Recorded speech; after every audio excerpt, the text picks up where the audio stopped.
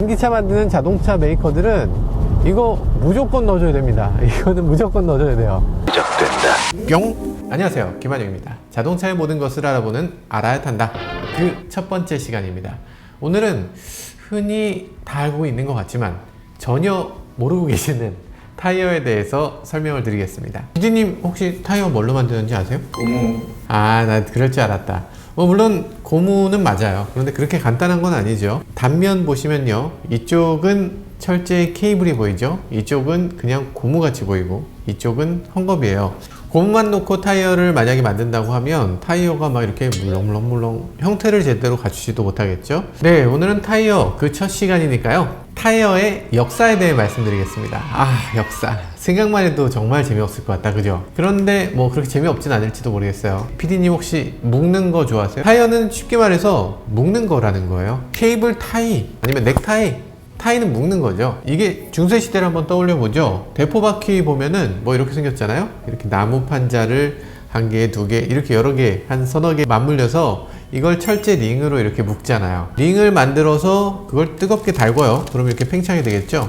팽창이 된 거를 이렇게 나무에다 끼면 그게 온도가 낮아지면서 이렇게 수축을 해요. 그러면서 이 휠을 더 단단하게 이렇게 감싸주는 거죠. 이후에도 이제 마차 살이 나왔잖아요. 마차 살이 이렇게 있을 때 이 마차 살이 분리되지 않도록 결국에 이런 링을 썼는데, 이게 결국 타이어의 기원이라고 할 수 있습니다. 1800년대 영국 의사 존 보이드 던롭이라는 분이 계셨어요. 그분 아들이 자전거만 타면 머리가 아프다 그랬대요. 아빠,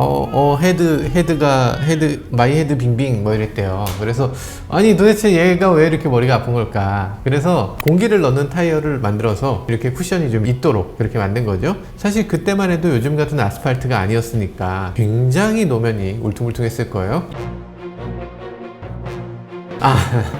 그 회사 디모사, 그 회사 아닙니다. 맞긴 맞아요. 그분이 초기에 그 다른 사업가하고 같이 시작을 했는데 이후에 본인은 나가고요, 사업체가 되게 잘 됐어요. 그래서 유명한 타이어 회사가 된 거죠.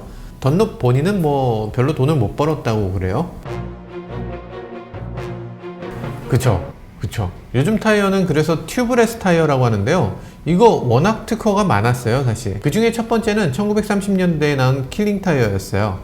그게 원래 에드워드 킬링이라는 사람이 만든 거라서 이름이 지금 그런데, 킬링 타이어 근데 농담이 아니라 정말 타이어 때문에 죽는 일도 많았어요. 미국에서 포드가 지금 엄청나게 어려움을 겪었잖아요. 그 이유도 사실은 타이어 때문이었어요. 파이어스톤이라고 하는 타이어 회사가 있었거든요. 여기서 공급한 타이어가 고속에서 맨날 터졌어요. 그러니까 수백 건의 사고가 생겼고 많은 사람들이 생명을 잃는 일도 있었어요.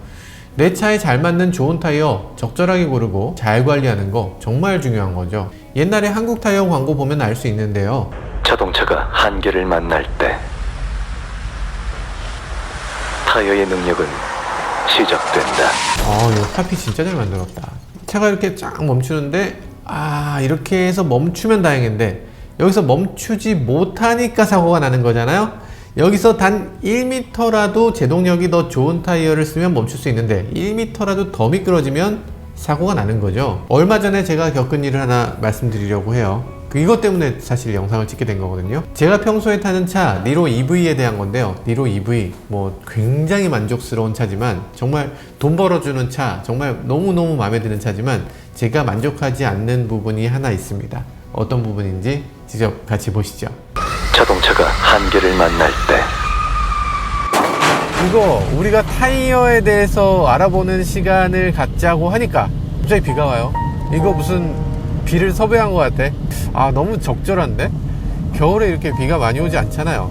지금 여기서 이 차도 지금 비가 오니까 한계에 그냥 쑥쑥 넘어갑니다. 그러니까 가속 페달 꾹 밟으면 지금 계속 여기 불이 깜빡깜빡해요. 불 깜빡깜빡 하는 게 멈추질 않아. ESC를 켰으니 망정이지, ESC를 켜지 않으면 아예 출발을 못할 지경이에요. 그러니까 한번 볼까요? 미끄러졌죠? 계속 여기 불이 깜빡깜빡 합니다. 이게 뭐냐, 타이어를 왜 이런 걸 껴줬냐, 이런 얘기들을 많이 해요. 사실 미쉐린 타이어 MX4 지금 괜찮은 타이어거든요. 너무나 유명하고 잘 나가는 타이어인데, 그런데 전기차에는 딱 맞진 않았던 것 같아요. 전기차 토크는 가솔린의 토크하고 너무 많이 다르거든요. 가솔린의 토크는 어떤 식으로 등장하냐면 올라갈 때는 비실비실하다가 어느 정도 왕 하고 RPM이 높아지면 그때 힘이 나는 게 가솔린 엔진. 그러다 보니까 출발할 때는 타이어한테 무리가 별로 없는 거예요. 타이어가 천천히 출발하면서 서서히 더 힘을 받으니까. 그러니까 별 문제가 없었는데, 그런데 전기차는 어떻게 되겠어요? 전기차, 전기 모터는 시작할 때 바로 최대 토크가 빵 하고 나와버립니다. 그때 최대 토크가 나오기 때문에 그래서 전기차에는 전기차 전용 타이어가 필요하다, 이런 얘기가 나오는 거예요. 그리고 지금 보면 소음에 있어서는 사실 이 타이어가 소음이 굉장히 적은 편에 속합니다. 아마 미쉐린 전체에서 소음이 가장 적은 타이어 뭐야 해서 선택한 것 같아요. 그래도 고속에서는 웅웅웅 하는 소리가 꽤 들립니다. 사실 굉장히 조용한 차입니다. 굉장히 조용한 차인데 지금 들리시죠? 바퀴 소리가 막 후루루루 하고 나요. 사실 이게 차에는 죄가 없습니다. 차는 정말 조용한 차고, 너무 조용해서 옆 사람하고 얘기할 때 속삭여 두지가 들려요. 네, 이런 정도로 잘 들리는데, 이런 정도로 잘 들리는 차다 보니까 이 노면에 이 구르는 소리가 너무 크게 들리는 거예요. 일반 가솔린용 타이어를 쓰면 이 구르는 소리가 그냥 들어올 수밖에 없습니다. 되게 거슬려요. 이 체감 소음이 실제 소음보다 훨씬 크게 들리는 거지. 그러니까 진짜 억울할 거예요. 이 전기차 만드시는 분들은 차를 더 조용하게 만들었는데 사람들은 더 시끄럽다 그래. 이게 얼마나 아이러니해요. 엔진 소리가 어느 정도 마스킹 효과가 있어야 되는데 전기차는 이 마스킹 효과가 없으니까 여기서 이렇게 구르르. 게다가 또 이게 오늘 비 오는 날인데, 비 오는 날엔 차가 또 더 조용하거든요. 지금 더 조용한데도 네, 이런 소리가 계속 들리는 거죠. 그래서 이런 것들 때문에라도 전기차 전용 타이어로 꼭 바꿔야 되겠다라는 생각을 했는데, 타이어가 많이 안 나와서 지금 국산 타이어 중에는 전기차 나오는 타이어가 한 종류밖에 없어요. 한국 타이어 키너지 AS EV 밖에 없습니다. 한국 타이어밖에 안 나오고요. 수입 타이어 중에는 간혹 있는데, 테슬라라든지 뭐 이런 전기차의 선도적인 기업들 다 한국 타이어 사용하고 있거든요. 그래서 아마도 이 전기차 시장에서는 조금 앞서가고 있는 건 아닌가, 적어도 대등한 수준에 이르렀구나, 뭐 이런 생각은 듭니다. 뿅! 그냥 맘 같아선 바로 타이어를 바꿔버리고 싶은데, 그런데 사실 이 차에 맞는 전기차 전용 타이어가 지금 없어요. 그래서 정말 안타깝게도 다른 차를 통해서 한번 전기차 전용 타이어는 어떤지 그걸 한번 살펴보도록 하겠습니다.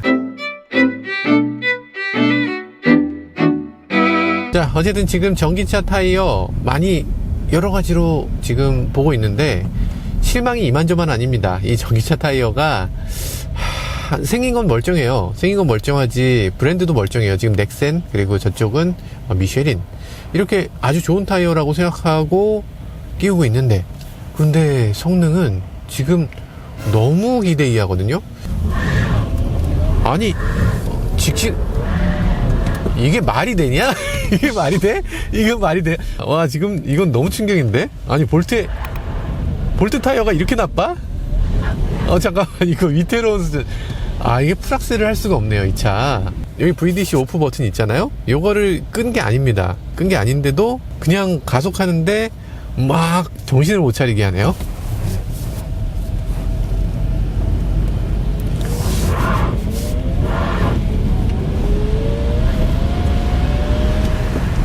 네, 정말 심각한 수준. 정말 이거는 이런 타이어를 낀다는 건 말이 안 되지 않나 싶은 수준. 진짜 아니 타이어가 이건 좀 심하다. 옆으로 가. 차가 옆으로 가. 야, 사실 타이어 회사는 죄가 없어요. 타이어 회사는 가솔린용 자동차로 잘 만든 타이어예요. 그리고 연비가 좋게 하기 위해서 구름 저항을 줄인 타이어. 그래서 연비가 잘 나오는 타이어죠. 지금 비가 오는 상황도 아니거든요. 그냥 물이 젖어있는, 노면이 젖어있는 상태인데 이렇게까지 성능이 나쁘다는 거는 사실 좀 이해하기 어렵습니다. 뿅!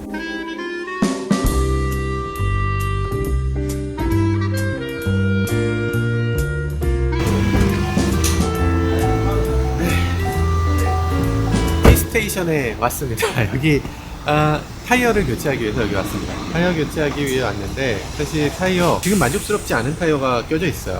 그래서 전기차 전용 타이어 수송을 해서 여기까지 오게 됐는데 어떤 타이어인지 한번 직접 가서 살펴보시죠. 아, 이게 그 타이어군요. 이게 키너지 AS EV.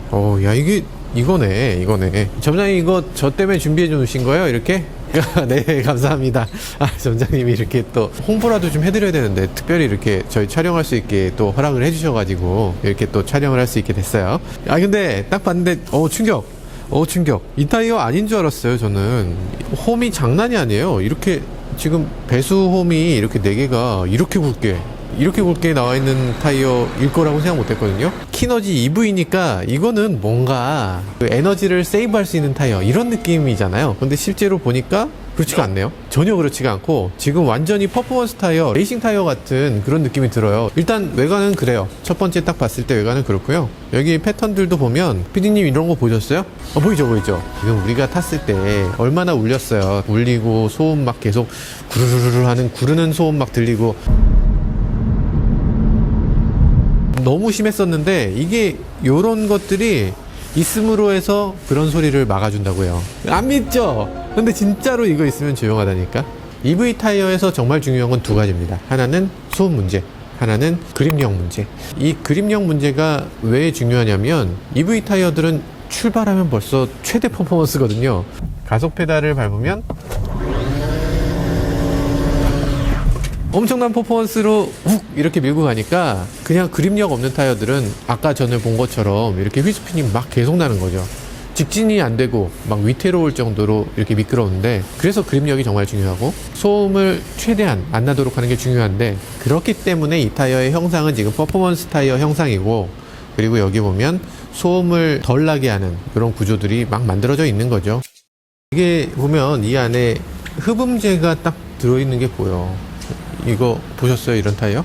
저가 타이어들은 애프터마켓에서 끼우는 건 이런 것들이 다 생략돼서 나오죠. 이건 좀 프리미엄 타이어이기 때문에 사실 이런 식으로 이런 흡음재를 넣어서 이렇게 제공을 하고 있습니다. 그럼 이 흡음재 있었을 때 이게 뭐 어떤 효과가 있느냐 이런 생각 드시잖아요. 그죠? 사실은 타이어에서 정말 큰 소리가 나는 거는 구름 소리가 막 우르르르 나는 이유는 이 안에서 공명이 되기 때문이에요. 뭐 기타 줄만 똥 튕기면 띵 소리 날 거 아니에요. 근데 공명통이 이렇게 있으니까 띵 이렇게 막 울리잖아. 그렇게 울리게 되는 그런 소리가 나는 게 이 안이 공명통이기 때문이에요. 이게 구르면서 그게 묘한 주파수가 딱 되면 파동이 갑자기 중첩되면서 더 큰 파동으로 바뀌게 되는 거죠. 그러면서 공명 소리를 우리가 듣게 되는 건데, 사실 이런 식으로 흡음재를 하나 넣어 놓게 되면 이 흡음재가 공명음을 흡수해주는 그런 효과를 보여줍니다. 굉장히 유용한 기능이고요. 어쨌든 백문이 불여일견, 뭐 일단 나 지금 걱정된다. 이거 좋다고 말했다가 이거 갖고 나갔는데 막 미끄러우면 어떡하지? 일단 정말로 좋은지 이거 한번 직접 갖고 나가서 끼우고 직접 몰아보고 이렇게 말씀 다시 드리도록 하겠습니다.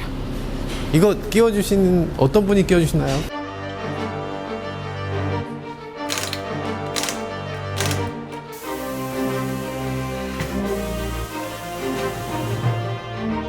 바퀴 타이어를 한번 테스트 해보겠습니다.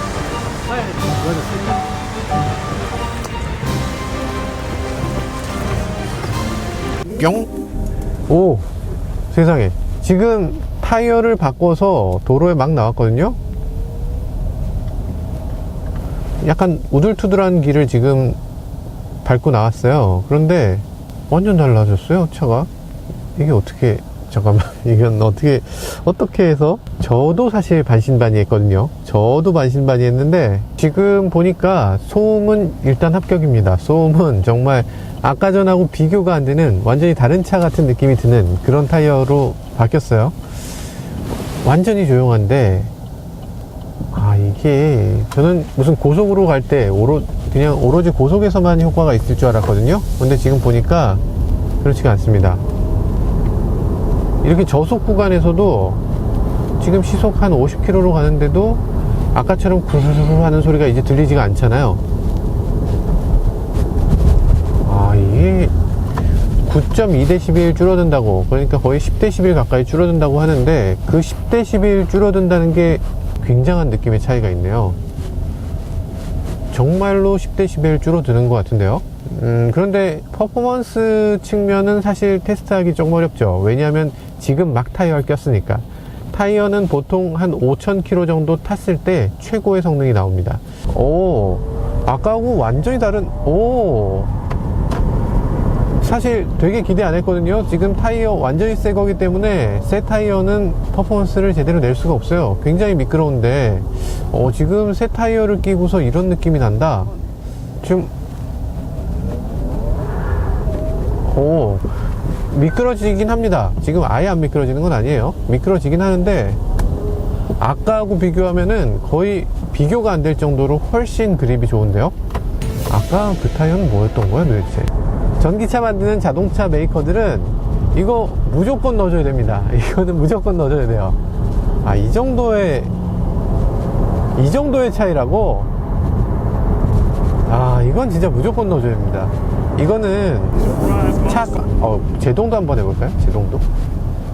아, 제동에서도 조금 더 신뢰할 수 있네요. 이게 사실 전기차들은 제동할 때 조금 신뢰도가 떨어지거든요. 전기차는 제동하는 게 두 가지예요. 브레이크를 밟으면 처음에는 발전기를 돌려서 브레이크 패드가 직접 닿지 않고 발전기를 이용해서 감속하는 거죠. 그게 첫 번째 동작이고요. 그래도 브레이크를 더 밟으면 그제서야 브레이크 패드가 작동됩니다. 근데 지금 봤을 때 이게 뭔가 조금 더 신뢰할 수 있는 느낌, 이런 게 있습니다. 뿅!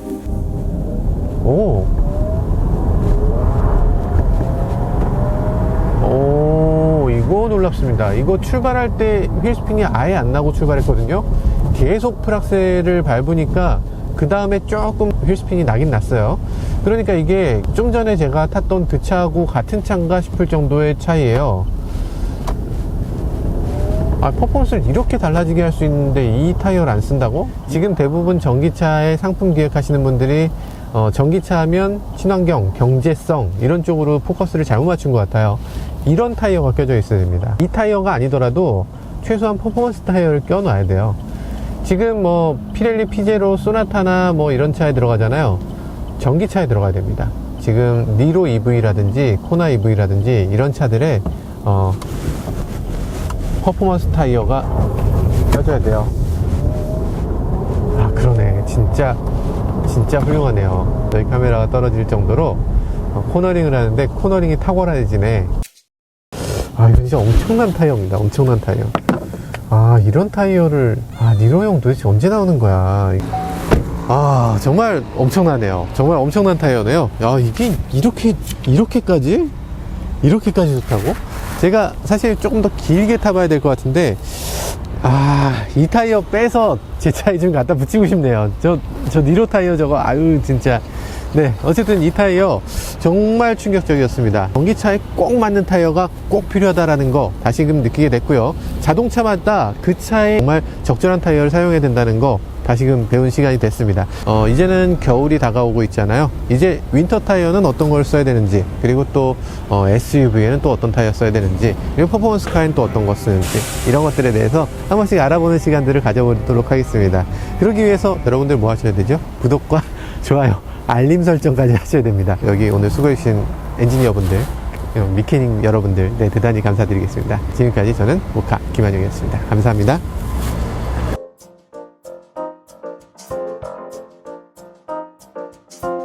지금 어린이 보호구역이기 때문에 20km로 가고 있습니다. 원래 30km로 가야 되고요. 20km 이내로 가면 좀 좋겠죠. 어린이 보호구역에 대해서 여러분들께 말씀드려야 될 게 하나 있습니다. 뭐냐면 어린이 보호구역은 내가 그냥 가고 있어. 어린이가 와서 내 차에 그냥 부딪혔어. 그래도 내 잘못입니다. 어린이 보호구역은 무조건 잘못이에요. 무조건 운전자 잘못이기 때문에 바로 그 자리에서 어떤 일이 있어도 바로 멈출 수 있는, 그 순간 딱 멈출 수 있는 그런 수준으로 속도를 맞춰야 되는데 그게 30km예요. 걸리고 안 걸리고를 떠나서 너무나 위험한 일이에요. 그러니까 30km를 꼭 지키시길 바라겠습니다.